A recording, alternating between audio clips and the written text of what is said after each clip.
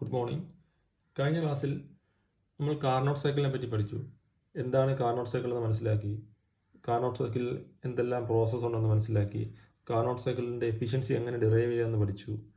അതിനുശേഷം Carnot cycle based ആയിട്ടുള്ള കുറച്ച് പ്രോബ്ലംസ് ചെയ്ത് നോക്കി. കാർനോട്ട് സൈക്കിളിനെ കുറിച്ച് പഠിച്ചപ്പോൾ നമ്മൾ പറഞ്ഞായിരുന്നു, കാർനോട്ട് സൈക്കിൾ എന്ന് പറഞ്ഞാൽ ഒരു ഹൈപ്പോത്തറ്റിക്കൽ എയർ സ്റ്റാൻഡേർഡ് സൈക്കിളാണ് which has maximum efficiency. Maximum efficiency ഉള്ള ഒരു ഹൈപ്പോത്തറ്റിക്കൽ എയർ സ്റ്റാൻഡേർഡ് സൈക്കിളാണ്. അതായത് കാർനോട്ട് സൈക്കിൾ യൂസ് ചെയ്തുകൊണ്ട് നമുക്കൊരു റിയൽ എൻജിൻ റൺ ചെയ്യിക്കാൻ പറ്റില്ല. അപ്പോൾ ഇനി നമുക്ക് പഠിക്കാനുള്ള ടോപ്പിക്കാണ് പ്രാക്ടിക്കൽ എയർ സ്റ്റാൻഡേർഡ് സൈക്കിൾസ് എന്ന് പറഞ്ഞാൽ ഈ സൈക്കിൾസ് യൂസ് ചെയ്തുകൊണ്ട് നമുക്ക് റിയൽ എൻജിൻസ് വർക്ക് ചെയ്യിക്കാൻ പറ്റും. അതിൽ ആദ്യമായി പഠിക്കുന്ന സൈക്കിളാണ് ഓട്ടോ സൈക്കിൾ. ഓട്ടോ സൈക്കിൾ എന്ന് പറഞ്ഞാൽ നമുക്ക് എല്ലാവർക്കും പരിചയമുള്ള നമ്മുടെ സ്വന്തം പെട്രോൾ എൻജിൻ. നമ്മുടെ വീട്ടിലെ ബൈക്കും കാറുകളൊക്കെ പെട്രോൾ എൻജിന് വർക്ക് ചെയ്യുന്നുണ്ട്. അപ്പോൾ ഈ കാറും ഈ ബൈക്കും ഒക്കെ വർക്ക് ചെയ്യുന്നതിൻ്റെ ഏത് സൈക്കിൾ ബേസ്ഡാണ് വർക്ക് ചെയ്യുന്നത്? ഓട്ടോ സൈക്കിൾ യൂസ് ചെയ്തിട്ടാണ് വർക്ക് ചെയ്യുന്നത്. അപ്പോൾ ഈ പെട്രോൾ എഞ്ചിൻ്റെ വേറൊരു പേരാണ് സ്പാർക്ക് ഇഗ്നീഷൻ എഞ്ചിൻ. ഈ സ്പാർക്ക് ഇഗ്നീഷൻ എഞ്ചിൻ എന്താണെന്ന് കുറച്ച് ഡീറ്റെയിൽ ആയിട്ട് അടുത്ത ടോപ്പിക്ക് വരുന്നുണ്ട്. That is IC engines, internal combustion എഞ്ചിൻസിൻ്റെ ടോപ്പിക്ക് വരുമ്പോൾ അവിടെ നമ്മൾ വളരെ ഡീറ്റെയിൽ ആയിട്ട് ഫിഗറൊക്കെ വരച്ച് പെട്രോൾ എഞ്ചിനും ഡീസൽ എഞ്ചിനെ കുറിച്ചൊക്കെ വിശദമായ രീതിയിൽ പഠിക്കും. അപ്പോൾ എന്താണ് ഓട്ടോ സൈക്കിൾ? ഓട്ടോ സൈക്കിൾ എന്ന് പറഞ്ഞാൽ 4 റിവേഴ്സിബിൾ പ്രോസസ്സുള്ള ഒരു എയർ സ്റ്റാൻഡേർഡ് സൈക്കിളാണ് ഓട്ടോ സൈക്കിൾ. അപ്പോൾ എയർ സ്റ്റാൻഡേർഡ് സൈക്കിൾ എന്ന് പറഞ്ഞാൽ എന്താണ്? എയർ ആണ് അവിടുത്തെ വർക്കിംഗ് ഫ്ലൂയിഡായിട്ട് നമ്മൾ അസ്യൂം ചെയ്യുന്നത്. ഇവിടെ 4 പ്രോസസ്സുണ്ട്, 4 റിവേഴ്സിബിൾ പ്രോസസ്സുണ്ട്. ഹീറ്റ് സപ്ലൈയും ഹീറ്റ് റിജക്ഷനും കോൺസ്റ്റൻറ്റ് വോളിയത്തിലും, അതേപോലെ എക്സ്പാൻഷനും കംപ്രഷനും അഡയബാറ്റിക്കായിട്ട് നടക്കുന്നത്. അപ്പോൾ ഹീറ്റ് സപ്ലൈ റിജക്ഷനും കോൺസ്റ്റൻറ്റ് വോളിയം ആയതുകൊണ്ട് തന്നെ ഈ സൈക്കിളിന് വേറൊരു പേരുണ്ട്, കോൺസ്റ്റൻറ്റ് വോളിയം സൈക്കിൾ എന്ന് അറിയപ്പെടും. നമുക്ക് ഓരോ പ്രോസസ്സും PV diagram TS diagram base ചെയ്ത് പഠിക്കാം. ഫസ്റ്റ് പ്രോസസ്സാണ് adiabatic compression. That is process 1 to 2. നമ്മുടെ സിലിണ്ടറിനകത്തേക്ക് ഒരു M കിലോഗ്രാം ഓഫ് എയർ ഉണ്ട്. ആ എയറിൻ്റെ പ്രഷർ P1 ആണ്, വോളിയം V1 ആണ്, ടെമ്പറേച്ചർ T1 ആണ്. ഇത് നമ്മൾ അഡിയബാറ്റിക്കായിട്ട് കംപ്രസ് ചെയ്യുകയാണ്. വിച്ച് മീൻസ് നമ്മളൊരു വർക്ക് കൊടുത്തിട്ട് ഈ എയറിനെ കംപ്രസ് ചെയ്യുകയാണ്. കംപ്രസ് ചെയ്ത് സ്റ്റേറ്റ് 2ലേക്ക് എത്തിച്ചിരിക്കുകയാണ്. ഇതൊരു അഡിയബാറ്റിക് പ്രോസസ് ആയതുകൊണ്ട് നമുക്കെല്ലാം അറിയാം ഹീറ്റ് ട്രാൻസ്ഫർ ഈസ് 0. നമ്മൾ ഫസ്റ്റിൽ അപ്ലൈ ചെയ്ത് നോക്കിക്കഴിഞ്ഞാൽ that is Q = ΔU + W. Heat supplied will be used to change in internal energy and to do work by the system. അപ്പോൾ അവിടെ അഡിയബാറ്റിക് പ്രോസസ് ആയതുകൊണ്ട് heat transfer will be 0. So നമ്മൾ കൊടുക്കുന്ന work internal energy ചേഞ്ചിന് വേണ്ടി മാത്രമാണ് use ചെയ്യുന്നത്. നമ്മളിവിടെ work കൊടുക്കുന്നുണ്ട്, അങ്ങനെ സ്റ്റേറ്റ് 2ലേക്ക് എത്തി. ഇനി next process that is constant volume heat addition. Constant വോളിയത്തിൽ നമ്മൾ ഹീറ്റ് ആഡ് ചെയ്യുകയാണ് ഇതിലേക്ക്. ഒരു ഹോട്ട് സോഴ്സ് യൂസ് ചെയ്തുകൊണ്ട് നമ്മൾ ഈ എയറിലേക്ക് നമ്മൾ ഹീറ്റ് അഡിഷൻ നടക്കുകയാണ്. അപ്പോൾ ഹീറ്റ് അഡിഷൻ ഇത് കോൺസ്റ്റൻറ്റ് വോളിയം പ്രോസസ് ആയതുകൊണ്ട് തന്നെ ഇവിടെ വോളിയം ചേഞ്ച് ചെയ്യുന്നില്ല. That is V2 will be equal to V3. അപ്പോൾ കോൺസ്റ്റൻറ്റ് വോളിയത്തിൽ നമ്മൾ ഹീറ്റ് ഇവിടെ സപ്ലൈ ചെയ്യുന്നു. അങ്ങനെ സ്റ്റേറ്റ് 3ലേക്ക് എത്തി. ഇനി നെക്സ്റ്റ് പ്രോസസ്സ് നോക്കാം. നെക്സ്റ്റ് പ്രോസസ്സ് അഡിയബാറ്റിക് എക്സ്പാൻഷനാണ്. അഡിയബാറ്റിക് എന്ന് പറഞ്ഞാൽ അറിയാം ഹീറ്റ് ട്രാൻസ്ഫർ സിസ്റ്റത്തിൽ നിന്ന് പുറത്തേക്ക് പോകുന്നതുമില്ല, സിസ്റ്റത്തിലേക്ക് വരുന്നതുമില്ല. അതുകൊണ്ട് തന്നെ ഹീറ്റ് ട്രാൻസ്ഫർ 0 ആണ്, സെയിം ആസ് ബിഫോർ. പക്ഷേ ഇവിടെ വർക്ക് നമുക്ക് പുറത്തേക്ക് കിട്ടുകയാണ്. അതുകൊണ്ട് തന്നെ work done will be positive. അപ്പോൾ work done by the system ഒരു വർക്ക് ചെയ്യുന്നുണ്ട്. അതിനുശേഷം എക്സ്പാൻഡ് ചെയ്തിട്ട് സ്റ്റേറ്റ് 4ലേക്ക് എത്തിയിരിക്കുകയാണ്. ഇനി നെക്സ്റ്റ് പ്രോസസ്സ് നോക്കാം. Constant volume heat rejection.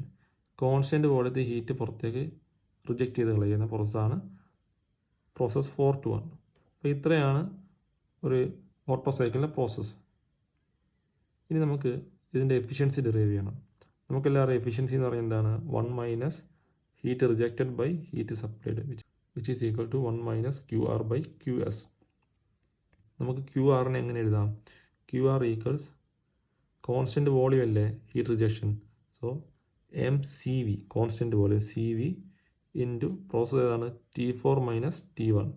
T4 - T1ലാണ് heat addition നടക്കുന്നത്. അതേപോലെ തന്നെ ഹീറ്റ് സപ്ലൈ ഇവിടെ നടക്കുന്നത് 2 to 3 അതും കോൺസ്റ്റൻറ്റ് വോളിയം അല്ലേ. So mCV T3 - T2. T3 - T2. അപ്പോൾ ഇങ്ങനെ എഴുതിയതിന് ശേഷം ഈ mCV മുകളിലും താഴെയുണ്ട് വെട്ടിപ്പോകും. സോ ഇക്വേഷൻ വിൽ ബി 1 - ന്യൂമറേറ്ററിൽ T4 - T1 divide by T3 - T2. അപ്പോൾ അതിന് നമുക്ക് ഇക്വേഷൻ 1 എന്ന് കൊടുക്കാം. അതിനുശേഷം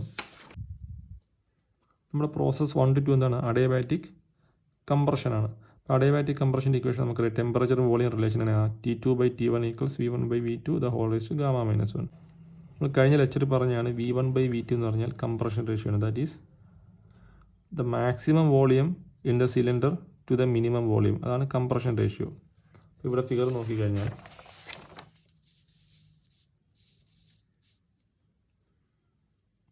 എക്സ് ആക്സിലാണ് വോളിയം വരുന്നത്. അപ്പോൾ മാക്സിമം വോളിയം എന്താണ്? വോളിയത്തിൻ്റെ മാക്സിമം വാല്യൂ എന്താണ്? V1 ആണ്. വോളിയത്തിൻ്റെ മിനിമം വാല്യൂ എന്താണ്? V2 ആണ്. So V1/V2 will be compression ratio denoted as small letter r.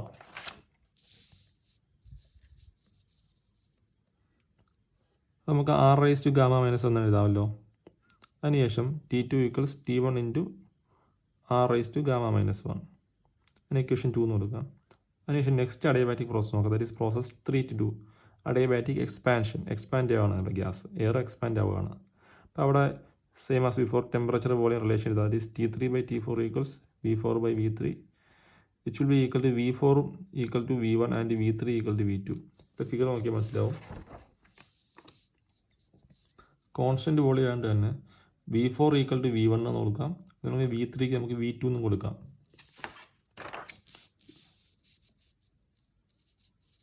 So the equation becomes V1/V2. V1/V2 എന്താണ്? കംപ്രഷൻ റേഷ്യോ R ആണ്. അപ്പോൾ r⁻Γ-1. അപ്പോൾ T3 = T4 × r⁻Γ-1. അത് നമുക്ക് ഇക്വേഷൻ 3 എന്ന് കൊടുക്കാം. ഈ ഇക്വേഷൻ 3യും ഇക്വേഷൻ 2യും നമ്മുടെ ഇക്വേഷൻ 1ന് കൊടുക്കാം. ഫസ്റ്റ് ഇക്വേഷനെ കൊടുക്കാം. ദാറ്റ് ഈസ് 1 - ന്യൂമറേറ്റർ ചേഞ്ച് ഒന്നും ചെയ്യേണ്ട. T4 - T1 ഡിവൈഡഡ് ബൈ ഡിനോമിനേറ്ററുള്ള എന്തായിരുന്നു? T3 - T2. T3യുടെ വാല്യൂ എന്താണ്? T4 × r⁻Γ-1. അതേപോലെ തന്നെ T2ൻ്റെ value T1 × r⁻Γ-1. So which will be equal to 1 - T4 - T1 divide by ഈ Γ-1 ഇനി r⁻Γ-1 പുറത്തെടുക്കുക. അപ്പോൾ T4 - T1 × r⁻Γ-1.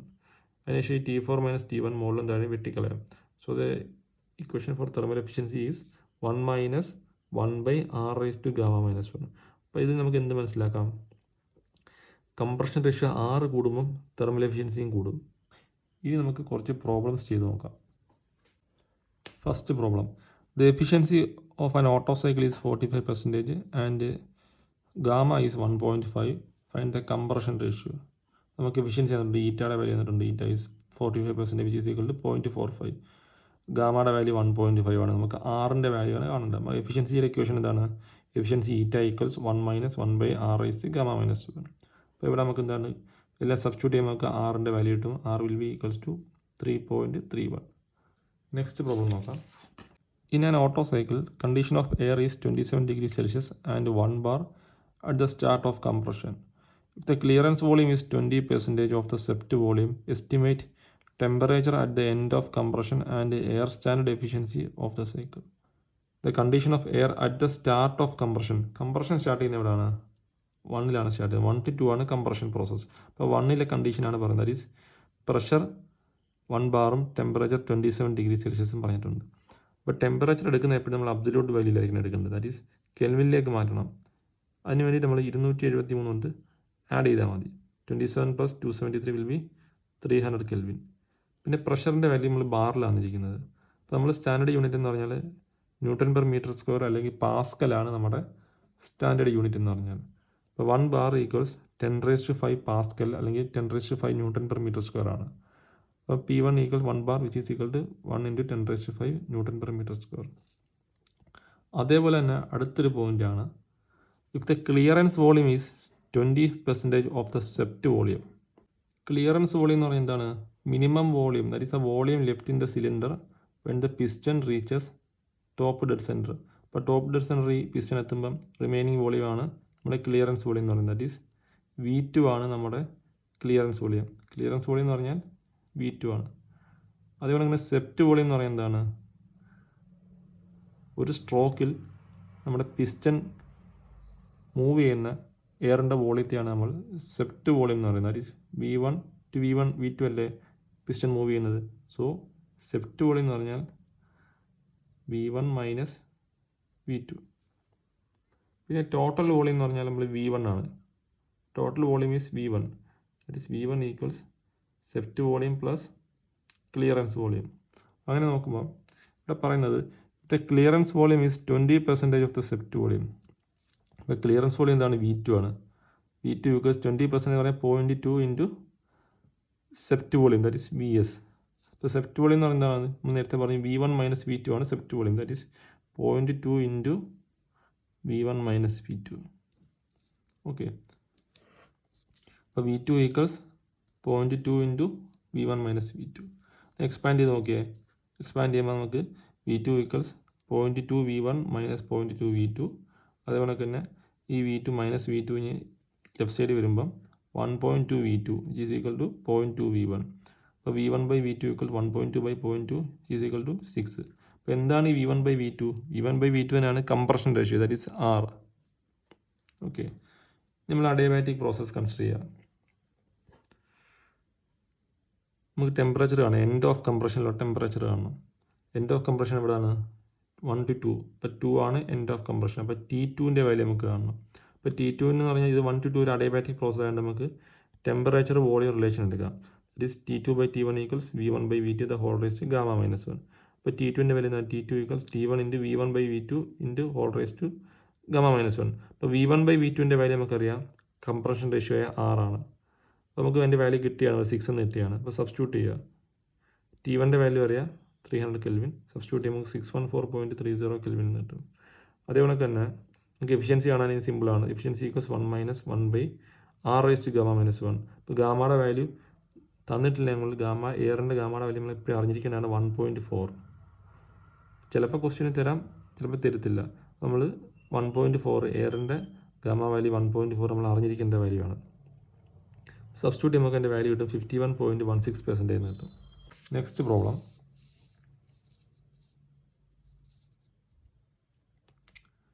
Calculate the ideal air standard thermal efficiency based on Otto cycle for a petrol engine with a cylinder bore of 50 mm and stroke of 75 mm and a clearance volume of 21.3 cm3.